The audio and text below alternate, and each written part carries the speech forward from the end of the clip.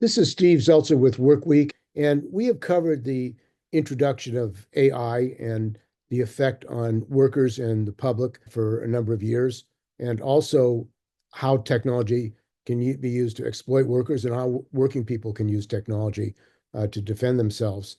And the Industrial Revolution in Britain created a first real massive change of technology, the looms, and it led to the destruction of many, many workers in Britain. The people who fought that, the Luddites, were accused of stopping advancement, but in reality, they were protecting their jobs, trying to defend their life. Today, the development of AI and the introduction of AI with autonomous vehicles and also machines that replace workers is a existential threat to working people. And the recent strikes of SAG-AFTRA and the actors, many of the workers in these strikes talked about this being an existential threat. The introduction of this technology, stealing their knowledge and being replaced by this technology. And tonight we're going to talk about the issue of the technology, AI, what it means, general AI, and what people should be doing about it and working people. And joining us are I'm Dutch. I'm from the Netherlands. I'm over here in San Francisco, came over here to help these guys for a couple of months. I did a bachelor's in artificial intelligence after reading a book called Superintelligence about what happens when machines get smarter than humans. That scared the hell out of me. And then ChatGPT came out and everything was going way faster. And so I felt like I had to do something. And so that's why I'm here now. I co-founded Stop AI with I guess some friends, and like Finn, read Superintelligence back in 2016. Then mostly just went to work for a couple years in the sort of mechanical and electrical engineering space, and uh, you know, kind of put the thought at the back of my mind that smart people were going to figure out how to control this smarter than human system, superintelligence, and thought, it'd be fine and people would fix it for us, but no one's really done anything to stop that system from being built. And the control problem, if you will, the sort of academic problem of how to control the behavior of something smarter than all of humanity is not solved. Like that, and that book talks about, the necessity to solve that problem prior to building a superintelligence. And we're nowhere near close to solving that problem. And our stance in this group is that we never will solve that problem.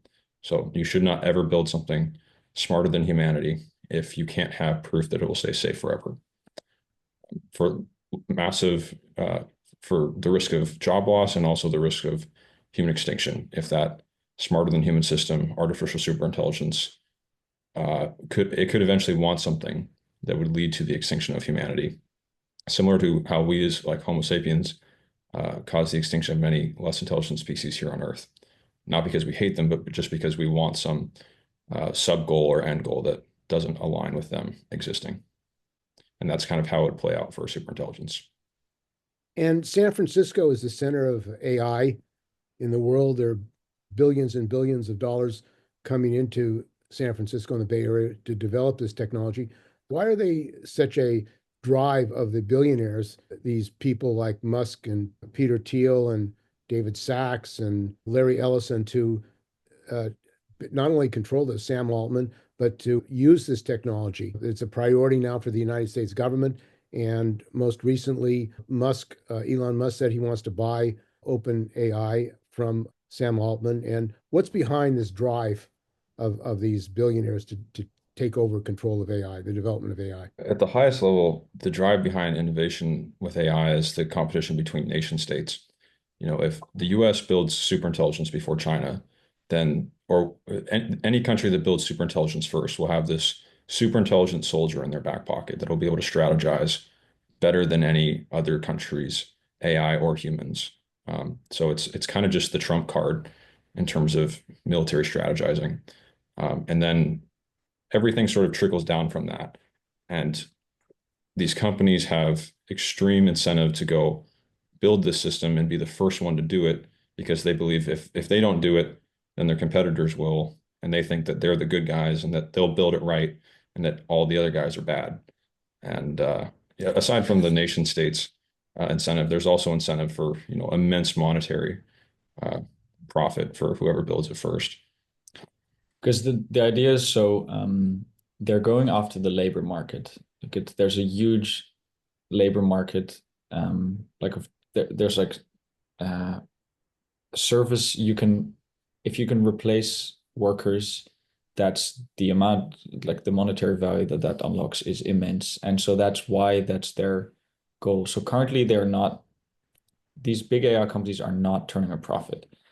And so the only way they will with these like hundreds of billions of dollars of investment is if they can replace labor that now humans do and sell that to companies for less because it's less costly to run a computer and you don't have to pay them, um, you know, in the way that you pay humans or like, yeah, pay for their pension, pay them benefits, any of that. So And that, there is the issue of health and safety. Obviously, we have autonomous Waymo cars in San Francisco, hundreds of them. There have been incidents where they stop in the middle of the street. They're dependent on Wi-Fi. If there was an earthquake, they would be stopped and probably block ambulances and firefighting vehicles. It seems though that in relationship to even the development of autonomous vehicles, that the public and the unions have not been able to stop this development. The California legislature has passed two bills calling for a driver if you have trucks over 10,000 pounds. And Gavin Newsom vetoed twice those bills. And he was given $10 million by Google in a previous election. It seems that the domination of both the Democrats and Republicans by these tech companies means that even on the level of protecting drivers, protecting safety in the introduction of these vehicles, they really don't listen to the public and the people. Well, that's because they don't have to, right? There's no bargaining chip. And that's why what we're trying to basically do is we're trying to get in the street and put a bargaining chip on the table. And if the government doesn't want to listen to the people and the will of the people, then we'll shut the system down nonviolently and block roads and block bridges.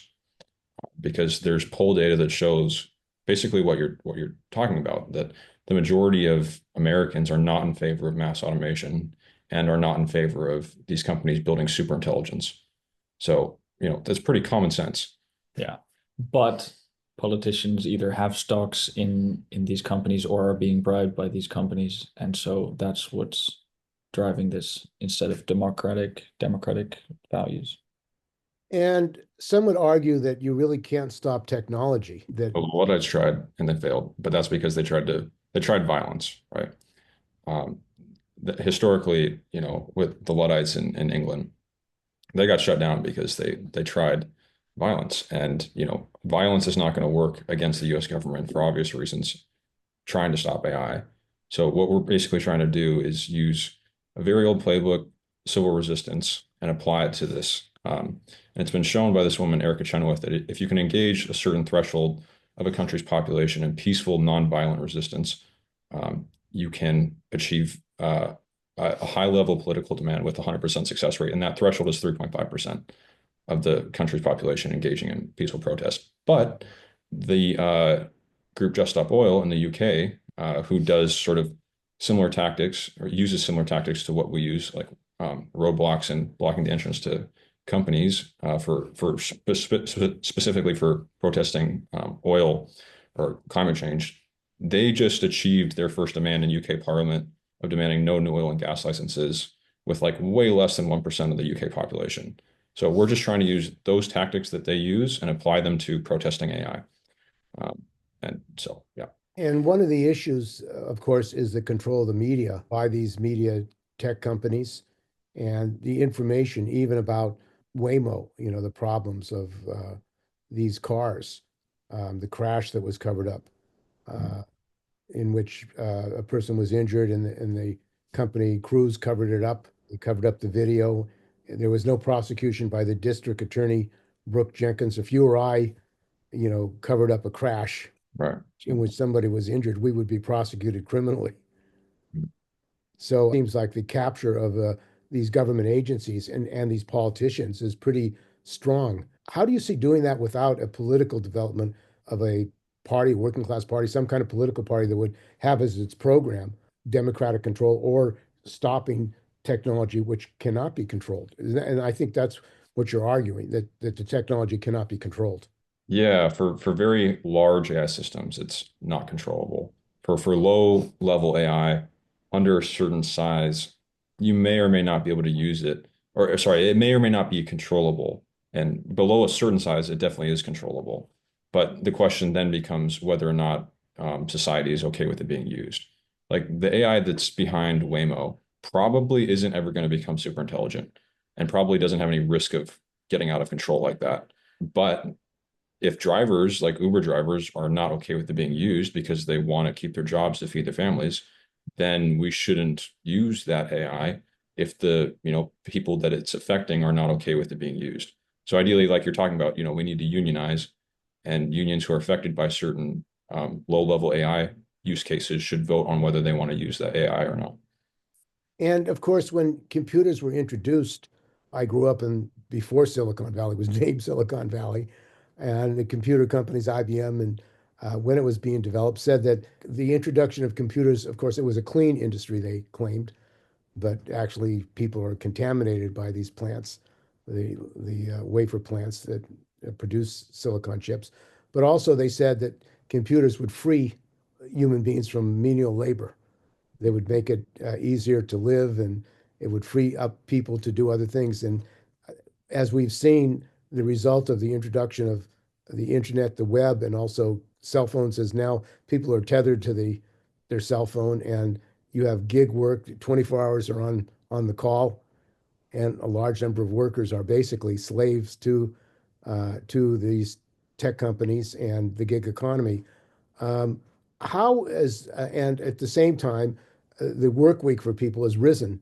People have to have two or three jobs to survive, and they, instead of reducing the work week, they extended the work week. How do you see a society in which this technology would benefit the public, benefit workers? It could be, I mean, maybe, are you in favor of a shorter work week? There could be maybe a 20-hour work week. I think everyone loves the idea of a shorter work week, but there's always like logistical problems with that. In terms of using AI to make the work week shorter, I think that's a very slippery slope, because if you're letting AI do a job for you on Monday and Tuesday, and then you work, Wednesday through Friday, what's stopping your employer from just using the AI to do your job Wednesday through Friday? So it's a little bit of a slippery slope, like using AI to, make the work week shorter. Yes, we can use it probably for some things, but you got to be careful that you don't automate away your own job. But Yeah. And like we said, this is all like based on the idea of like having some democratic control over when these systems are used. Um, like something like maybe, yeah, so something where unions maybe decide if they're going to use a certain technology. Well, do you think that there should be private control of these technology companies? I mean, it seems that the owners, the oligarchs, the billionaires who joined with Trump at the White House, really are totally autocratic, and they want a society in a world in which they run that world. And of course, what do you think about the ideology of techno-fascism? oh yeah, Uh, we actually have a friend. We hand out these stickers for a friend. It's a group called Stop Tech Fascism. So yeah, definitely a lot of fascists in government at the moment, tech fascists. But in why terms don't of you talk about who they are and what their ideas are? Oh, sure. So the big baddies are like, Sam Altman, CEO of OpenAI, who's it's a private company now, or at least it's going towards a private company. It used to be a nonprofit, but that doesn't really matter. And then obviously everyone knows Elon Musk. But an important distinction here is that it doesn't, our main concern is that companies like OpenAI, Google, Anthropic are building artificial general intelligence, which is AI that's smarter than everyone, which can lead to artificial superintelligence. And if a company has that as their stated mission, like what OpenAI does on their website, then they should not exist. That is not a legitimate business, because building that AGI, or that artificial general intelligence, threatens the lives of every living thing on Earth. So that's not a legitimate business. And if a company has building AGI as their was one of their stated goals, then they should not exist, period. It's not a question of should they be privately owned or publicly owned. They just shouldn't exist. I don't know if that so It's like Tolkien, or J.R.R. Tolkien, after the bombs on Hiroshima and Nagasaki dropped, he wrote a letter to his son, talking about this like incredible destructive power of this technology of like nuclear. Um, and he said it's like giving everyone in a jail a gun and hoping that it will ensure peace. And so it's not entirely clear that giving everyone access to world destroying technology is the better option than having like a couple of private companies. And that's not to say that like private companies should have the stuff. It's like the stuff should never be built in the first place. And so what we're looking to do is control this, like make sure it never gets to those like incredibly destructive technologies. Because like even open source AI could also just take massive amount of jobs, and it could also still, be able to, the hackers can use it to hack and shut down the entire internet, and then the chaos that would ensue with that. Well, Yeah. what would happen with general AI if the internet was shut down? Wouldn't that shut down as well? not necessarily. I mean, AI has gotten to the point where it can replicate itself autonomously, and do all the, logistical coding behind that. So it's, if a AI did a massive hacking event, it would probably copy itself. If a general AI did a massive hacking event and it was smart enough, it would probably copy itself onto some, uh, you know, data center somewhere that's not connected to the internet. Who knows? I mean, but yeah, the But rough, I mean, isn't the AI uses the internet to learn? I mean, to get information. And I know autonomous vehicles, one of the issues is if there's a shutdown of the internet, the vehicles stop.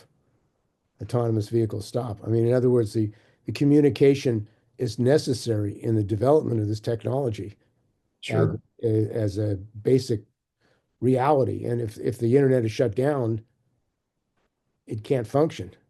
Well, that's you can actually run the like you can run AI models locally on just your laptop without being connected to the internet. So they learn from the internet. They like read the entire internet as part of their training. Um, but now that's just like in their system, like in their brain, they know a lot of stuff and they can like recite a lot of stuff. And so you can have them on a local network running, like on a local even computer on a local hard drive. You don't need access to the internet. So these things can exist outside of outside of the internet. But the example of the internet was not to say that like an artificial general intelligence would do this, but that like I mean while it might, but someone could use this to like, shut down the internet by accident or on purpose. And But shutting down the internet is by no means anywhere close to the worst thing that could happen with general purpose AI or artificial general intelligence. The really scary part about AGI is that it can basically do what's called recursive self-improvement, or it can do autonomous AI research and development. So it can invent new AI on its own. And that's the ability that allows it to become super intelligence. And that ability causes this sort of exponential explosion in intelligence, if you will, where it's just, thinking way, way faster than we will ever think, and doing like 1,000 years of AI R&D research and like maybe a subjective hour for us as humans. And that's that's what allows it to become super intelligent. And then once it's super intelligent, then you're dealing with an agent with an end goal. That's very simply what intelligence is. And an end goal for superintelligence might be like increasing the amount of available compute that's available to it, so it can do some complex computing task. And a sub goal to that end goal might be covering the Earth and data centers, like the entire Earth's surface. And that would obviously be bad for us as humans because we rely on the environment. And that's just one way that we could go extinct from a very simple sub goal or misaligned end goal of a superintelligence. And we would not be able to shut that system down. There's AI experts agree that, once you build superintelligence, there's no shutting that thing down. Well, one of the issues that has taken place is the need for energy and the powering of data centers. And we recently have these battery fires of the lithium batteries in Monterey, at the Moss Landing in Monterey County. And these batteries apparently there's a there's a manufacturing design problem, so they don't even know where these fires are starting and how they're starting. And also, they have to allow it to burn out. So the last fire at the plant there, Vista plant, destroyed 100,000 batteries and poisoned the whole community and the environment. What is the relationship of the development of AI to the battery and the power industry, the new power industry that they want to develop? Don't have a lot on the link between AI and batteries, but I'm sure there's a link there. But in terms of AI and energy use, it's huge. I mean, they're actively bringing on coal power plants in the US that they shut down just to power AI. They restarted 3 Mile Island just to power AI. And the Trump administration it's a little confusing, but there's a company that the Trump administration announced called Stargate, which has been allocated $500 billion of it's I think like private investment, but approved by the Trump administration. It's a little confusing.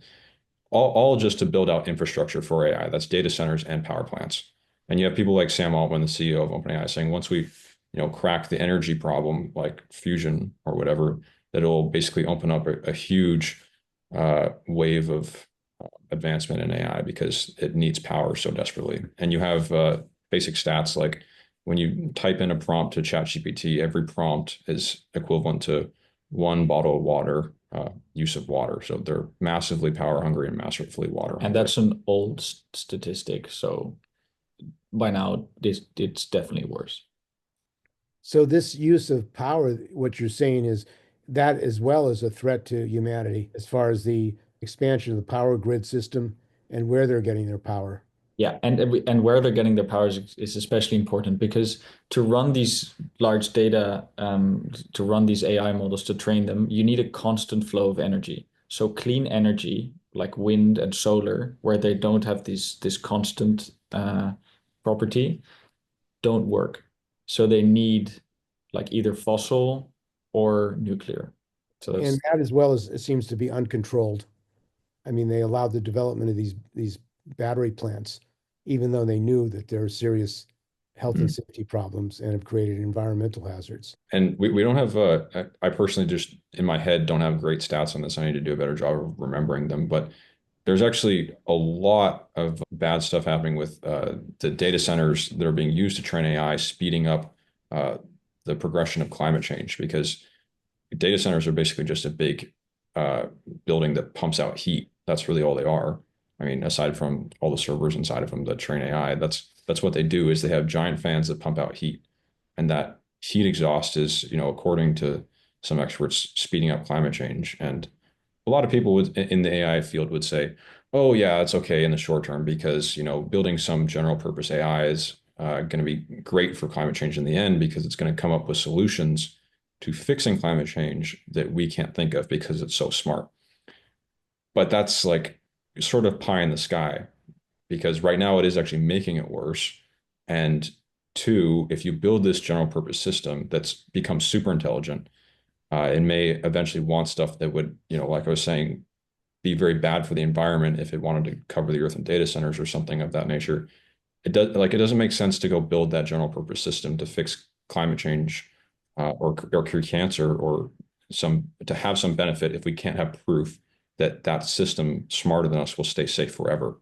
And we cannot have that proof. So we should not build it. and just to jump in here on the like artificial general intelligence and artificial super intelligence is like what we mean by that. So like artificial intelligence, there's like it's called narrow artificial intelligence. The idea is that like there's AI for specific tasks, like for chess and for Go or for protein folding. There's yeah, for specifically that. But the holy grail of that AI is that the field of artificial intelligence is working towards is this like artificial general intelligence, something that can, because we humans can do a wide range of things. We can't, it's not that we can just play chess or do something else. We can kind of learn everything. And so an idea with an artificial general intelligence is something that's like that, that can, like us, is a general thing. And then, so that's artificial general intelligence. And it's roughly defined as like being better than all human experts across all technical domains, but that's AGI. Yeah. And then super intelligence is something that's like way beyond what we are to something that's like as incomprehensible to us as we are to ants. Yeah. Yeah. So AGI is like better than human experts across all technical domains, just barely. And then superintelligence just is this idea of, AGI can start doing recursive self-improvement. And then that leads to something that's like Finn is saying, imagine the difference in the gap of intelligence between us and ants. It would be like we're the ants and superintelligence would be like the humans, except that gap could be exponentially worse. Yeah, and so and Sam Altman Sam Altman has said that like they've moved their goalposts, or they're now aiming for explicitly for super intelligence. That's where they're set their sights. It kind of already almost looks like they have AGI, OpenAI. I mean, Sam Altman has said that he thinks they're going to have AGI by 2025, and they keep moving their definition of AGI. But he importantly also has said that he thinks they'll have super intelligence in thousands of days. But it's sort of a little bit confusing because if you have this AGI system, according to some experts, you could get a system like AGI doing recursive self-improvement, which would very quickly, within a year at least, lead to superintelligence more in a more immediate time frame. So it doesn't make sense that you would get AGI this year and then get superintelligence in 9 years. Like it seems like once you get AGI, you can have superintelligence within a year. And that's why we're very, very scared and terrified for our lives and our families' lives. And one of the issues as far as capitalism is that capitalism is based on the production of commodities, which are then exchanged for a profit, to get the profit. If people don't have any money and machines don't buy commodities, how are they going to make profits? Well, OpenAI and Sam Altman's solution to that is something called universal basic income. And there's actually that guy, Andrew Yang, back in 20 whatever, that was basically saying we need universal basic income to solve this problem. Because if you have AI doing every task in the economy, then people aren't going to have jobs and they'll starve. But the idea with universal basic income with super intelligence, I mean, you can have universal basic income now, which is high tax. But the idea with universal basic income around AI is that you have this super intelligence and it's so economically productive that it can afford to just output a very small percent of its bandwidth to providing sort of a subsistence living stipend to every human on Earth. And then that would basically be just enough for everyone to live, and it would take care of us sort of like, I don't know, like a mother takes care of his child. But that system of distributing those funds is just idealist communism. And that's actually in the words of a guy who is like the chief scientist at Microsoft named Jerome Lanier. He basically said universal basic income is just a load of crap. He didn't say a load of crap, but like he said, it's just idealistic communism, and the systems for distributing the funds of that superintelligence will be corrupted, just like the funds, the systems for distributing funds with idealistic communism in the past have also been corrupted. And then people will starve if they can't get their stimulus check. So, And also it's kind of like Well, you have today a growing oligarchy mhm. that really runs not just this country, but runs the world. And the reality is that people are becoming pauperized. They don't have money. They can't pay their bills. So there's not the situation where working class is advancing from this technology and the massive wealth. It's all going to the top, to these Yep. multi-billionaires and people who really are massively wealthy, and a new oligarchy that's probably the largest oligarchy in the world, the history of the world, with their resources. I mean, you have three families that control 50% of the wealth of the United States.